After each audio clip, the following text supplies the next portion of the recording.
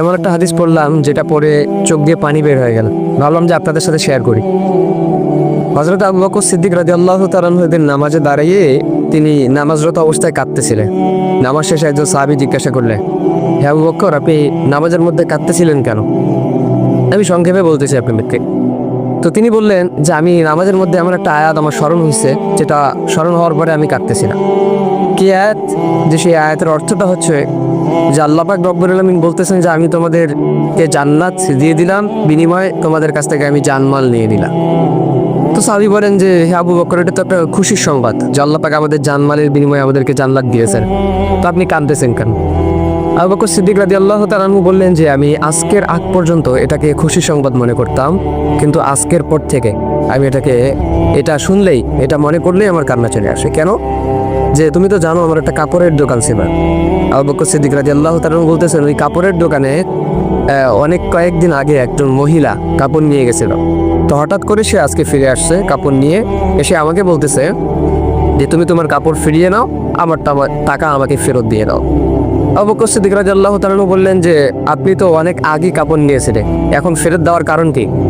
এই মহিলা বলতেছে তোমার কাপড় আমার পছন্দ হয়নি, এজন্য তুমি তোমার কাপড় তোমার কাছে রেখে দাও, আমার টাকা আমাকে ফেরত দাও। আবু বকর সিদ্দিক রাদিয়াল্লাহু তাআলা আনহু বলতেছেন আমি কাঁদতেছি এটা ভেবে, কিয়ামতের ময়দানে সবাইকে যখন উলঙ্গ করে দাঁড় করানো হবে, সেদিন যদি আল্লাহ পাক রব্বুল আলামিন আমাকে বলে যে আবু বকর তোমার জানমাল আমি তোমাকে দিয়ে দিলাম, বিনিময়ে তুমি আমার জান্নাতকে আমার কাছে ফিরাইতে দাও, সেদিন আমি আবু বকরের হালত কি হবে? সেদিন তো আমার বড় ক্ষতি হয়ে যাবে, আমার তো কোনো কিছুই করার থাকবে না সেদিন। এজন্য প্রিয় ভাই, এই হাদিস থেকে এতটুকু শিক্ষা যে আল্লাহ পাক রব্বুল আলামিন আমাদেরকেও যদি কিয়ামতের দিন বলে যে তোমাদের জানমাল তোমাদেরকে ফিরিয়ে দিলাম, বিনিময়ে আমার জান্নাত আমাকে তোমরা ফিরিয়ে দাও, সেদিন আমাদের কি হালত হবে? কারণ আল্লাহ পাক রব্বুল আলামিন যদি বলেন যে তোমার সালাত, তোমার নামাজ, তোমার রোজা, তোমার হজ, তোমার যাকাত, তোমার জিকির আজগার কোনো কিছু আমি আল্লাহ পাক রব্বুল আলামিনের দরবারে পছন্দ হয় নাই, সুতরাং তোমার জানমাল তুমি তোমার কাছেই রাখো, আমার জান্নাত আমার কাছে ফিরাই দাও।